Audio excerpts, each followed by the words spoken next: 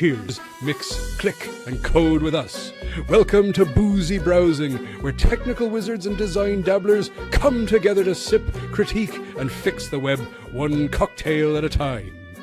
For this episode, we decided to create a short podcast clip about replatforming reality skills over Stack based on the content we wrote previously. We wanted to join the podcast and interact with it, but ran into some technical difficulties along the way. Here you go. Okay, let's kick this off with something. Well, pretty jarring, actually. Did you know that roughly 70% of replatforming efforts, those huge projects moving to a new tech system, they actually fail to meet their original business goals? Wow, 70%. Yeah, and get this, a quarter of them fail catastrophically. You might hear an organization saying, our platform's slow, it's brittle, it just doesn't integrate. Right. But what if those aren't the real problems? What if they're just symptoms? That's the critical dilemma, isn't it? For technical leaders, business decision makers, they grapple with this all the time. When your web application isn't performing, is it really the platform, the tech stack holding you back? Or is it something else? Exactly. Or are the issues actually coming from internal things like your team's skills or maybe the processes you have in place?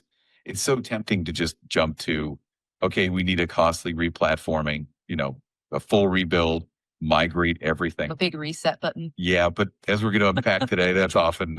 Well, it's what we call the replatforming fallacy. So our mission in this deep dive is really to pull out the key insights from the sources we've looked at. We want to give you, the listener, some solid frameworks, maybe some checklists, best practices, basically tools to help pinpoint the true root causes of that platform pain. Mm-hmm. Whoa, did someone just break the fourth wall? Let's hear it. Yeah, I also want to make sure that you provide the actionable items so we can act upon it. Absolutely. That's actually a perfect lead into what we're aiming for. We're not just here to talk about the problem. Right. Our whole goal for this episode is to give you concrete, actionable steps. Yes. We'll be sharing frameworks, checklists, and really practical strategies throughout. What's fascinating here is that the sources we've mined are all about giving leaders and decision makers those exact tools. Things you can actually use. Exactly. So, for example, we'll get into process flowcharts, decision trees, and root cause assessment checklists. We'll even talk about how to apply 5 whys and fishbone diagrams. Yes, all designed to help you, our listener, identify those root causes. Mm-hmm. So we'll definitely help you figure out, okay, is this a genuine platform limitation?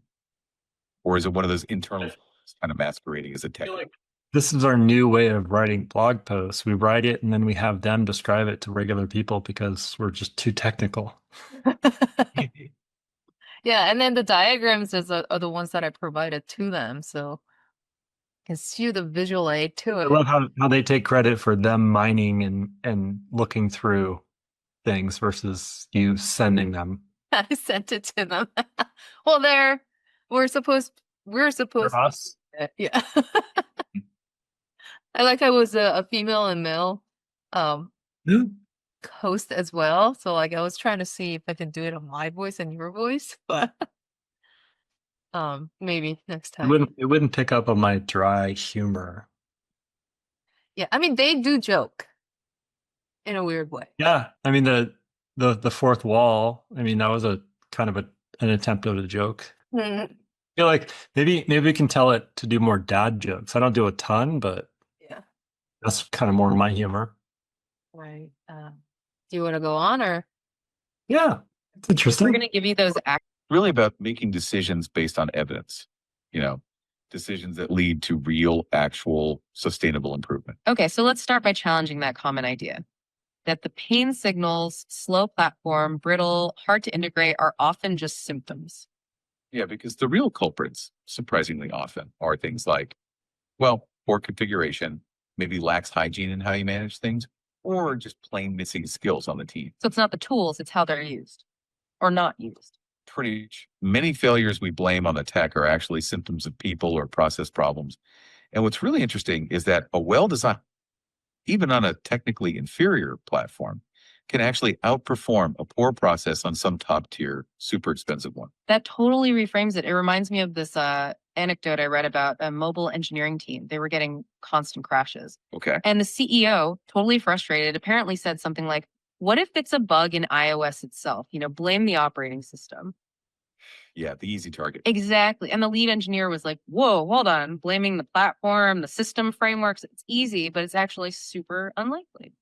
Now, funnily enough, in that one specific case, Don't tell me it was a I think that's going to be reversed. Like not to knock all lead engineers, but when you're given the opportunity to pass it to someone else, like, yeah, it might be the platform that we're using. I mean, that's the whole concept of the problem. Right.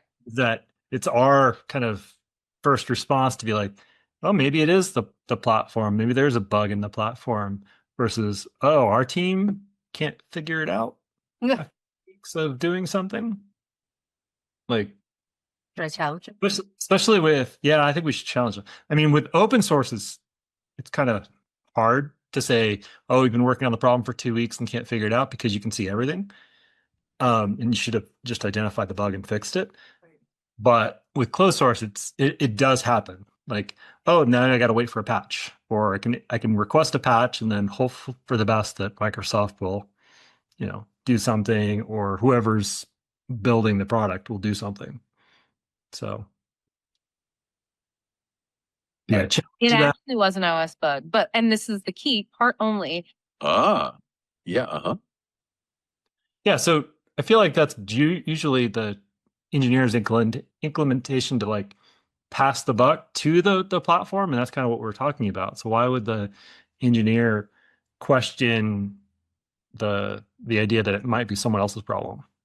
That's a great point, and totally part of why this engineer's response was so significant. What's fascinating here is that the engineer's initial questioning isn't about blaming. It's about being methodical. Exactly. It's that crucial mindset of examining internal causes first before you jump to it's the platform. Because blaming the platform is easy, but as we often see, it's frequently wrong. And this story highlights that even when it was the platform, it only came after a thorough internal investigation.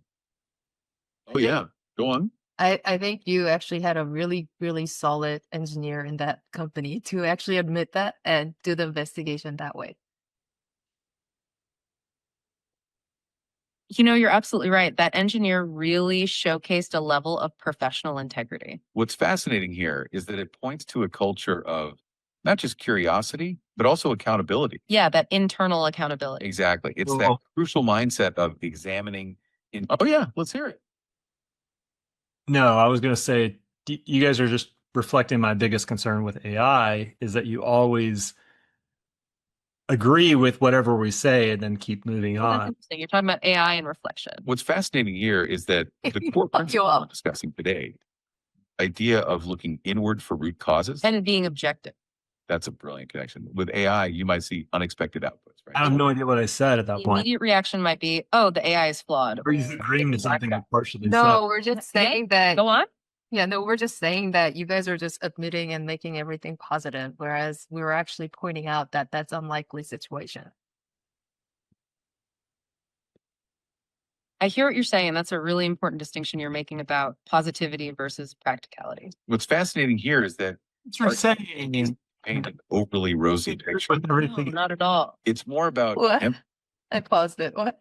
I hear what you're saying, and I fully agree with everything you're saying, and you're absolutely right. Like, the amount of times that AI will respond with that, no matter what the LLM, I feel like they're all programmed the same way to like boost our ego, or like not on this one, but like any conversation you have, I don't feel like they actually challenge you. No, I think it's more like customer service mentality, because just to kind of keep moving and give you like it's just calm the person down and then just on, because like you feel that way with even real person on the customer service when you're on the phone. I totally understand what you're going through, but like I'm happy that you're here, blah, blah, blah. I'm like, no, I don't care about all those comments. Just fix the problem. I feel like I'm being patronized, like, and that irritates me. Like, yeah, me too, but it's not the majority that they're told that they're right. Like, I'm used to people challenging me no matter what. Like, even if we're wrong, and then like I even tell my kids, like I'm always challenging them. Like whatever they say is like, I'm gonna challenge you. Like, you sure? I prove me wrong. I don't care if I think you're right or not. Yeah. Like, Is it the best you can think of? Otherwise, you're not thinking, like you're just gonna I don't know. Maybe it's like my petrified, like, feel like if I get on their side, then I'll always agree with everything they say because they're always agreeing with me. Yeah. I mean, again, like I feel like the majority of the time when I say any or type anything to AI that's like questioning what they said, it's that same response. Oh, you're absolutely right. What was I thinking? And here's the response. Point. And sometimes it'll reinforce what I've asked and it'll go that direction. Other times it'll just say it again. And then I have to be like, no, no, no. Like, and then it'll be, you're absolutely right. And then it'll just say it again. Like, Imagine if a junior developer did that to you and you're like, no, you're not listening. You didn't listen. hey, I actually was wrong What? with AI. Oh, really? I was on my Pretty wrong. rant about where are your updates, and I realized that my local I had branched. Duh. And I was pulling from the wrong branch that they were not updating, of course. Whoops. But I mean, that happens in real life too. Sometimes, like, you would like, I have done that before, and I barked at the whatever junior developer, whoever I assigned a ticket to, and then like I didn't see it because I didn't refresh, or something didn't refresh on my machine. Yeah. And But I got proven wrong. in this case, instead of having to apologize, I just moved on. Like, Yeah. I'm not going to Well, in apologize this case, I did apologize and like, to the person, to the real person, of course. yeah. And show that you mess up too. But I'm like, hey, dude, I'm just a human. I do feel like I was telling someone like about these conversations with AI lately, with developers, AI developers. Like, as we, it's not a secret, we're in a tough market. We don't have a big team anymore. Like, as we grow out of this and have a team again, like my ability to communicate to real people, real developers, we might need HR. We might need an HR department to like monitor my conversations for a little bit because I don't feel like I'm going to be able to do a very good job anymore for a little bit. Like I'm just so yelling at it or something. yelling at the AI about whatever thought in my head versus actually caring about what the person on the other side is and understanding their flaws and my flaws of like whatever. It's like it's getting pretty bad. It's been a few months. I haven't yelled at the AI yet, but it's. Well, I use the voice to text, so I yell all the time. Oh yeah. It even picks up my tone with exclamation marks now. That's the benefit of both of us work from home in our own little offices. No one else can hear me yelling. That's funny. I wonder if that's gonna be a thing later on, because like I just saw an article because I follow a bunch of AI related stuff, and then they just, I think it's a Microsoft or some bigger company just downsize and replace with AI like 10% of their workforce or something. So it's even a lot more. So I don't know when people will get used to working with it, but with that culture, what will change? What would HR change? But would I feel like that could be a good topic soon of like talking about like people because while it hasn't been very long, I feel like we're already getting used to like communicating with a computer. And that's is actually a really good don't care. I don't care what I ask it. Like I'm not polite anymore. Like yeah. But you don't care because you know it doesn't have feelings. It's not gonna. Well, it responds with feelings, the one I do. So maybe I've like gone, I've crossed the line a few times, maybe. Really? Oh, here. I yelled at mine, I think yesterday or the day before. Do not commit another line of code. I'm telling you what you did wrong. You better not commit anything. And it like profusely apologized and it didn't commit anything. It's like, and you're done. And I think I fired it. I think I told you I fired it. Yeah. Um, You're opening. And it didn't take over my internet, like my internet and my electricity. So we're good so far. Well, there's an interview. Like, there's a Relate article on that, but I'll pass on to. So they did the interview. I think apparently Meta hired like 3 or 4 really high up people from OpenAI and snatched them to do something. So they're talking about like all this weird shit. And then this guy, he in response to, he was interviewing this guy, and he's actually one of the bigger investor in OpenAI.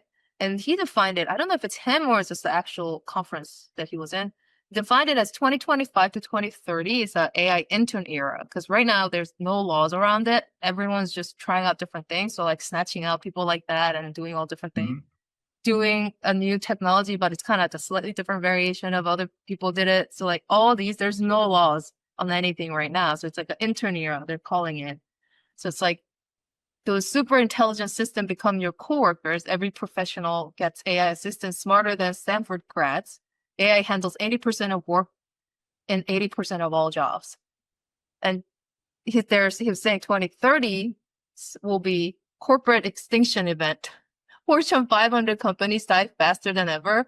Someone builds $1 billion company with 10 employees. The super intelligent interns surpass their human bosses. 2040 and on, work become optional. Your work becomes what you want. But your work because you want to, not because you have to. And humanoid robots handle physical labors, all expertise, medical, legal, educational becomes free.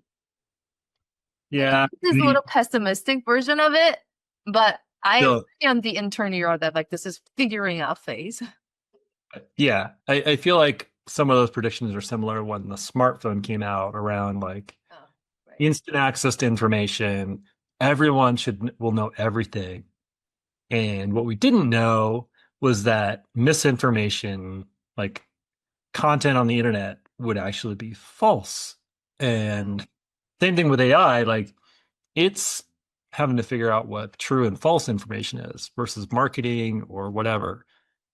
But also just the AI, like the fact that they're spending 10 to 100x what they're charging for these products, and it's mass scale now. Yeah. Like, one thing when it was all like during the internet boom and bust, like those were smaller in scale compared to what we're doing now as far as like user adoption. Like and you weren't having to pay for those services back then. Now we're paying for them, yet they're still not charging enough for just the electricity. Like, so I think, I mean, he looks like a very old person that doesn't care about beyond whatever time. he doesn't have to work anyways. But at the same time, the only part I agree is that 2025 to 30 might be this intern era where everyone's trying to figure out how to use this. Because I was surprised. I think I was briefly mentioning before we started this that some of the people I met in a bigger company who have bigger team and then they still have like the full development team and all that, they were a lot less involved than I thought with all this. Because I thought, I mean, it's probably also a corporate company, so like they have a lot of ladder to convince if you need to import anything like that. But workflow wise and all the other things, I thought they would be like one of the first ones to adapt to efficiency and stuff like that. But no, their views are different too. It's like, oh, it's at the end of the day, we're just using data and technology. The baseline thing won't change, was their view. So I was like, oh, I mean, that's true, but there's a lot of other things might be evolving in different ways. So it was different answer than I expected. Yeah.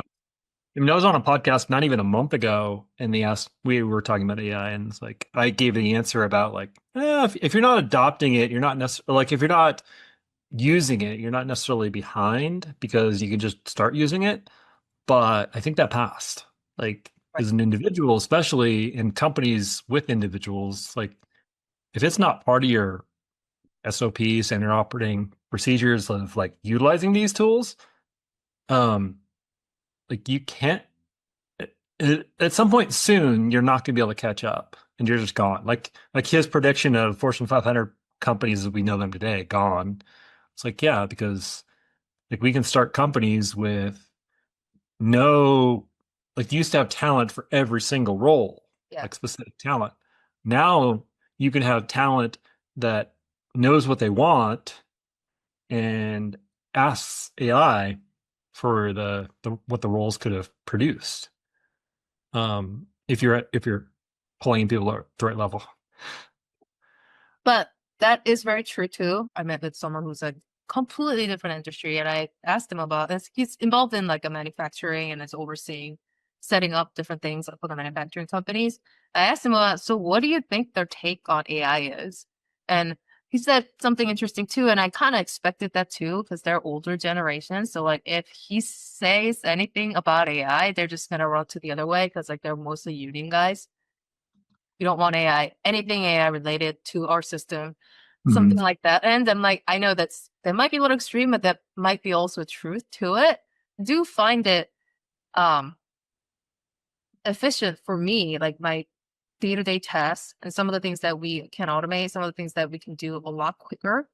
And then also I'm usually always interested in technology. I lean towards different things to make everything efficient. I was a little surprised that I thought I was the late adopter of this thing. Yeah, it's good. I mean, like you said, with a trip of people that you're not dealing with every day.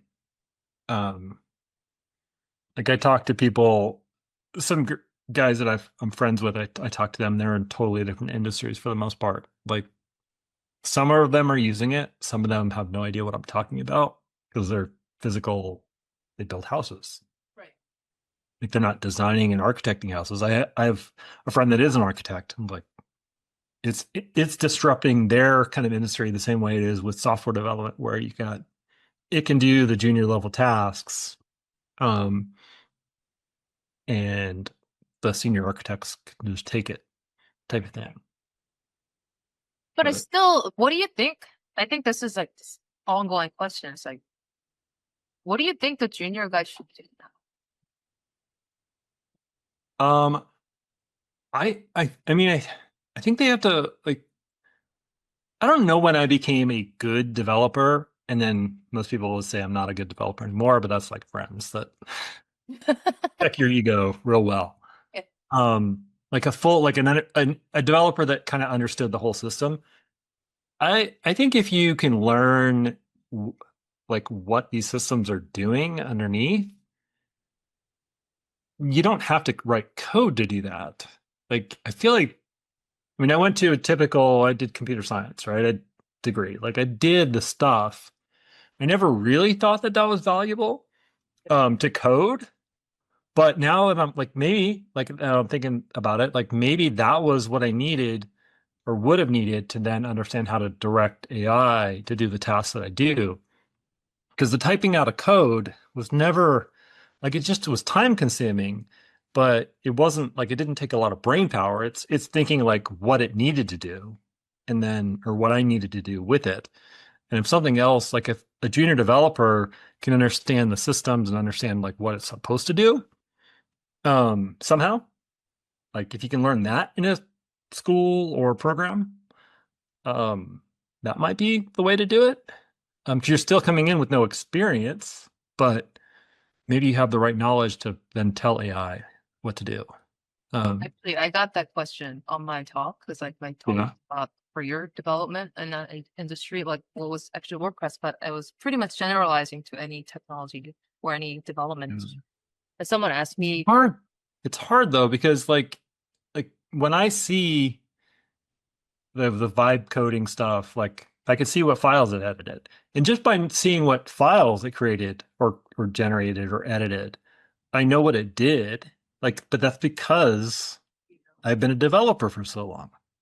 yeah, that was actually my answer when he was asking me like when you need to pivot different things. And like, cause like I hopped around different languages. I started with .NET, whatever, and then went to PHP source. So I have like I started with C++ with all that because I took a lot of computer, I have engineering background. So I took all those classes. And when he asked me that, I remember I was thinking this at one point. I didn't do intensive computer science because I didn't understand it at the time. When I came out and started doing programming, because it was one of the first roles, and I started learning it. And I went to a startup just to learn more computer science programming stuff. And I actually ended up taking base classes like Unix, actually object oriented, all the computer science theory first. Yeah. And then it makes sense for doing a lot of other things. I mean, back then I was doing not open source, more like strong type languages. So like you have to understand those more, like object oriented, class based, like all these things I had to know about it.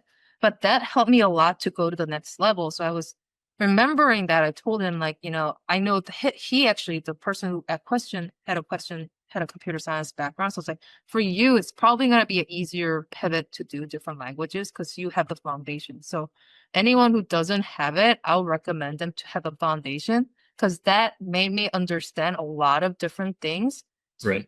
progress faster. So I think that goes to what you're going in because you have strong computer science background. So understanding a lot of things will be easier because Yeah. you already know the foundation. I mean, I think you're you are right, but I wonder if like that's the idea, like the traditional, like we almost need to go back to the idea that a bachelor's in something with a right program is what's needed again, because like the boot camps, like for a while they were teaching you how to code, and that's kind of all we needed for certain work. But like when I started, like I advanced, I feel like pretty quickly in like development because I started electrical engineering, then computer engineering, then computer science just to get a degree. It's like I know networking, I know what packets are, like why HTTP does what it does. Like the performance side, I just knew because I studied what it is, like what our internet actually is, not, oh, there's a cool page and I built some HTML and that shows locally, so that's what it is. It's like, no, there's all kinds of things that go on. Yeah. Like I know that, and then I investigate everything else. Like the same idea around coding, around what vibe coding will do. Like, what is it trying to think to do? And if you actually know the underlying like principles and everything else around systems that are actually going to power it, that might be the side to go. But that's a big investment for most people, like a 4-year investment plus now hundreds of thousands of dollars. Yeah. To get what we thought you could get out of a 6-week or 3-month boot camp, for like tens of thousands, Yeah. and then have a great job, which is what everyone was getting for a while. Yeah. Yeah. But then you see the quality difference. I mean, I remember talking to some of the developers who actually have a solid computer science background versus who just took courses. Their quality of code is completely different. Mm-hmm. And then like the way they understand things when I tell them what's going on is different. So I mean, yeah. maybe that's what the actual thing is right now. Because like the .com bust, like basically, I mean, a lot of people lost jobs across the board, but in technical, like the development side, like some good developers, but a lot of people that were like English majors and like communication majors, like that were doing development because it was high paying, like they were okay, so they got by. Like with AI coming out and kind of making the tools so much faster, you might get back to like people that actually know and want to code, be the one to stay in the industry. And it maybe doesn't kill our industry. Yeah. Maybe it's just another cycle. That's one optimistic way to look at. I mean, you have to understand the baseline in order to understand the full thing. Because like it's even like the whole networking performance thing. I remember I actually took the course to understand TCP/IP and all that stuff, to really baseline a history of it, how it evolved. It really helped me understand the different things that you need to take care of in order to consider your performance optimization. So like that helped me a lot. And also I did that to kind of communicate better to the client to more smarter way. But it really helped to understand what's going on. And I think that's probably needed because like when you just do vibe coding, you're not going to understand what's going on there at all. And it just works. But just like the thing you talked about with Ariel and Laura, it's like, but security wise, everything is exposed. And horrible performance unless you know how to tune it. Like it's just kind of amazing what even before AI, what people would generate and put out there, because it looks like it's fine. They're on a network that's like high bandwidth.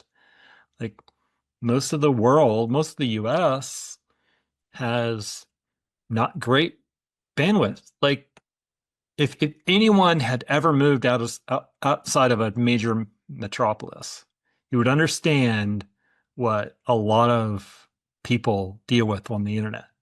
Like it's way better than dial-up, but it's like painful for some sites. And that's just like basic performance stuff. Yeah. I spent some time in like a rural area where the internet was just like dying on me. Like going and going and going.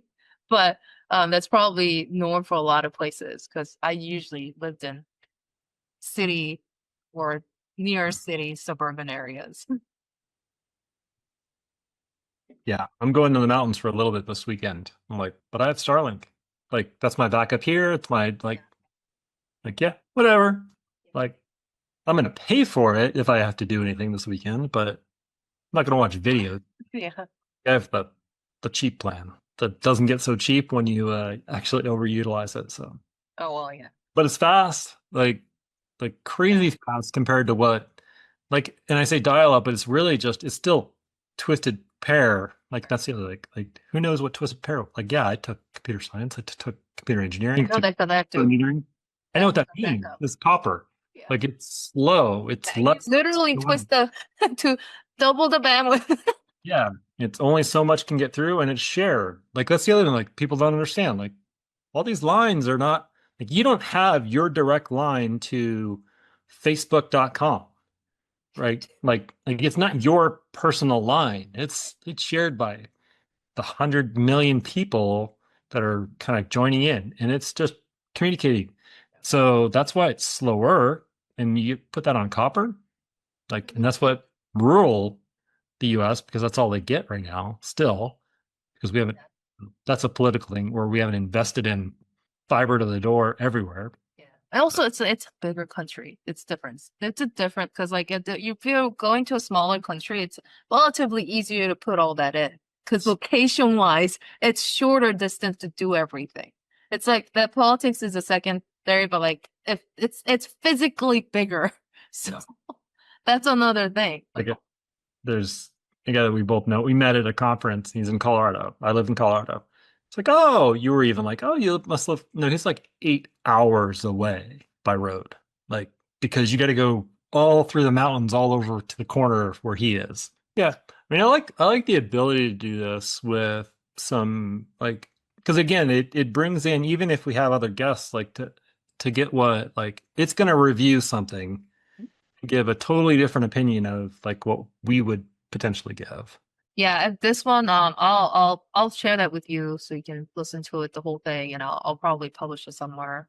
So then it's actually a good information. It's good information. If whoever is thinking about replatforming. Yep, I'm ready to end for the weekend. How about you? Yeah, I Stay tuned for the next episode on Monday afternoon.